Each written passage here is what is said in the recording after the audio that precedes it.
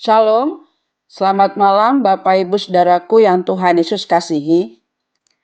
Kita yang telah menjadi mama dan papa, mungkin pernah menyaksikan pemandangan berikut ini. Seorang anak perempuan kecil yang kira-kira berusia 3 atau 4 tahun. Mungkin ia pernah melihat orang tuanya menyisir rambut. Lalu ia meniru tindakan itu.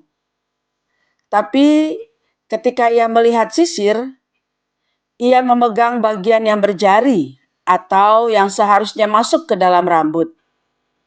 Setelah memegang bagian yang berjari,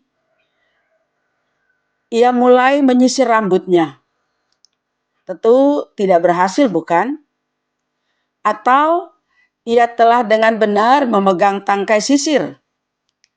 Tapi, lagi-lagi ia menyisir rambutnya dengan bagian punggung sisir. Dan sudah pasti tidak berhasil juga. Melihat pemandangan seperti itu, saya jadi ingat firman Tuhan dalam Efesus 2 ayat 10 yang berbunyi demikian.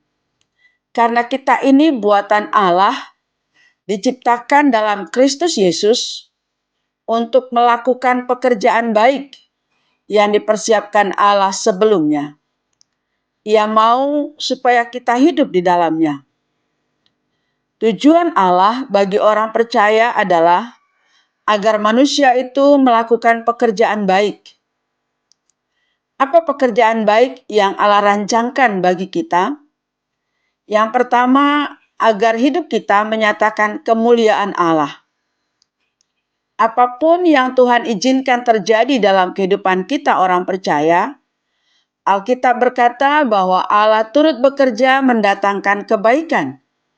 Karena itu, kita tetap memuliakan Allah.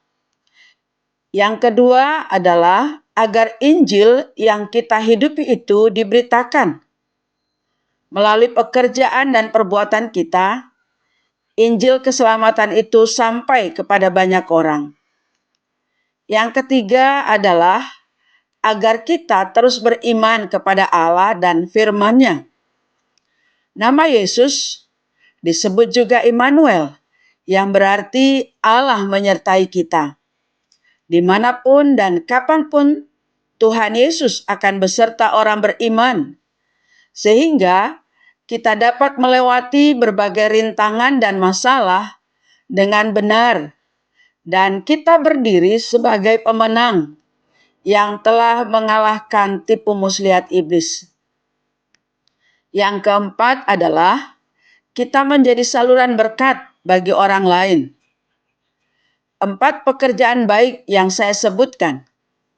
Tapi bila kita selidik lebih dalam, ada ribuan, atau saya pakai kata banyak.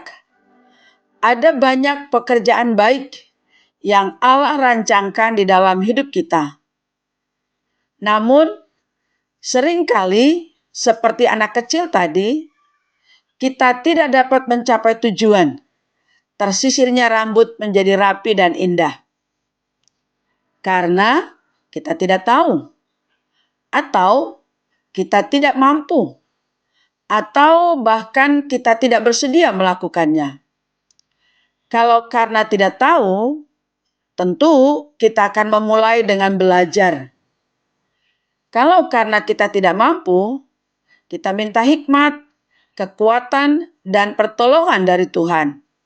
Bapa yang baik akan turut bekerja. Tetapi kalau karena kita tidak bersedia, hati-hati.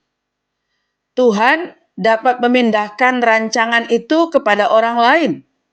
Seperti perumpamaan Tuhan Yesus ketika pengusaha mempercayakan talenta kepada pekerjanya. Yang melakukan pekerjaan baik diberkati, bahkan ditambah talentanya. Sebaliknya, yang tidak bersedia, justru yang ada padanya diambil. Tentu, kita tidak menginginkan apa yang baik itu diambil dari kita. Olehnya, saudaraku, lakukanlah pekerjaan baik yang Allah rancangkan dalam hidup kita dengan hidup di dalam Tuhan dan rancangannya. Saya Pendeta Nurhayati Hutagaul dalam Senandika Gembala GKO.